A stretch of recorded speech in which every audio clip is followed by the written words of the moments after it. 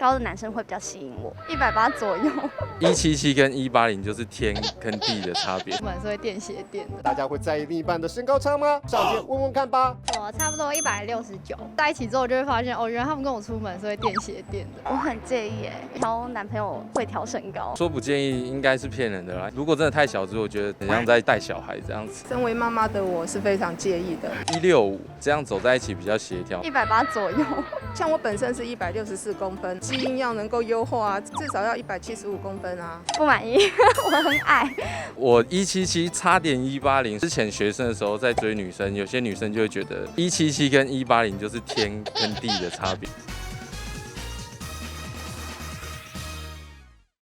大家好，我是营养师许琼月。从以上的街访可以看出，大家对外表真的非常的在意。成长的关键就在于学龄时期，在这一段时间，父母亲可以给予帮助孩子的成长。第一个就是睡眠，睡眠占非常大的因素哦。建议要在10点前上床睡觉，因为生长激素分泌最旺盛的时间是晚上9点到12点，所以10点是最好的睡觉时间。那接着呢就是运动，这种篮球跟排球就有很多跑跳的动作，这些跳跃运动就能够对下肢骨骼产生纵向的刺激。再来最重要的呢是饮食方面，补充钙质跟蛋白质是帮助成长很重要的关键。这时候就可以加入 S702的黄金成长素来帮助孩子摄取营养。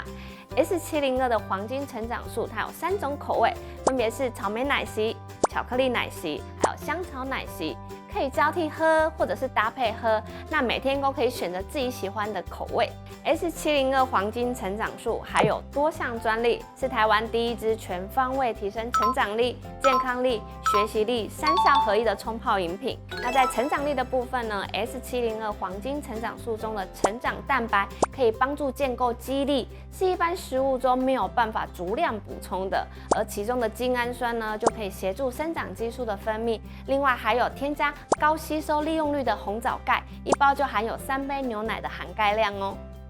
在学习力的部分呢，是使用意大利市占第1的 PS 磷脂配方，那一包的含量呢等于市售成长奶粉的10倍，让学习力更专注，学业的部分更上一层楼。